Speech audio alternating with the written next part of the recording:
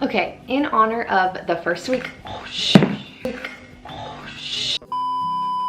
in honor of the first week of school this week, I am going to be talking about classes that I'm taking as an anthropology major at UCLA. So before I get into the actual classes I'm taking, a lot of the people that I've interacted with so far have been high school students, and a lot of high school students don't really know or haven't really thought about what your classic college schedule would look like. So I'm gonna put a screenshot of my classes right here so you kind of get an idea how much time per week I spend in class.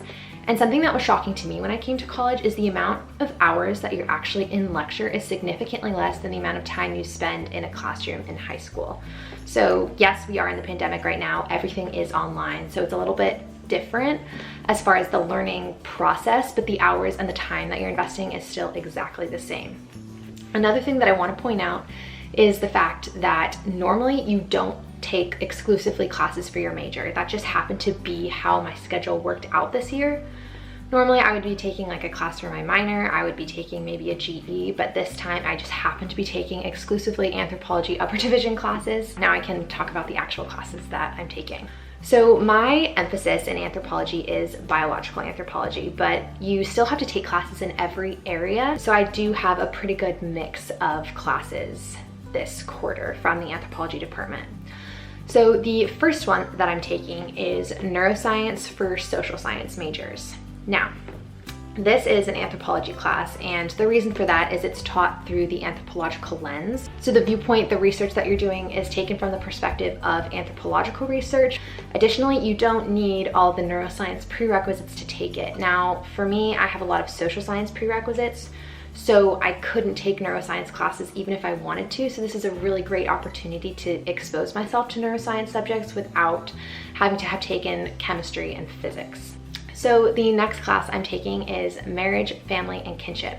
Now this class I think is a little bit harder to explain because there's a lot going on in it. The center of the class is kinship, how your family unit impacts the way that you not only see the world, but behave in the world. For example, the thing that we talked about on the first day of class is your spouse your kin? Because technically you're not related. And it kind of you're like, whoa, wait a second, are they my kin? I don't know. And in the first week, we're talking about the incest taboo, things like that. And that's technically a cultural anthropology class, not a biological, which is what I expected. Yeah, so far we've got biological anthropology and cultural anthropology. The next class that I'm taking is the Archaeology of Central America. This class is a lot about different empires from a long time ago, the different digs, different excavations. It's very geographically centered, so we're talking a lot about maps and all that fun stuff. And then the final class that I'm taking, which so far is my favorite, is Evolutionary Psychology, and this is another biological anthropology class. Now this is the intersection between evolutionary theory and psychology classes, just as you might guess from the name of the class. Now, because I'm not very far into the school year yet, it's hard to exactly say what we're going to be talking about, but I do think it has a lot to do with how our brains have been impacted and changed by the lives of our ancestors, our hunter-gatherer ancestors, and how our cognitive processes are changed or what they're subject to. So now that I've said all the classes that I'm taking this quarter, I also want to mention that typically in the quarter system, you only take 3 classes at a time.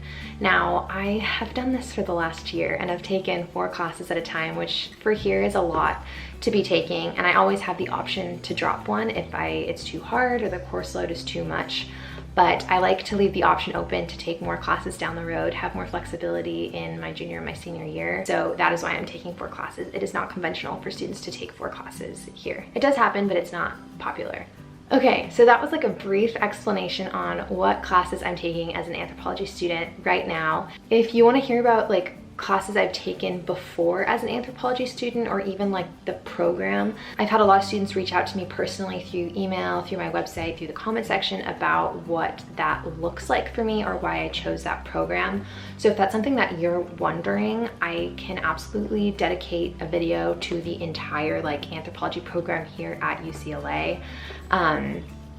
and how like my emphasis is biology, but that doesn't get written on my degree, so how I like manage that myself. And yeah, like I said, I do have a website. It's called The People Person. If you want to contact me, that's probably the quickest way.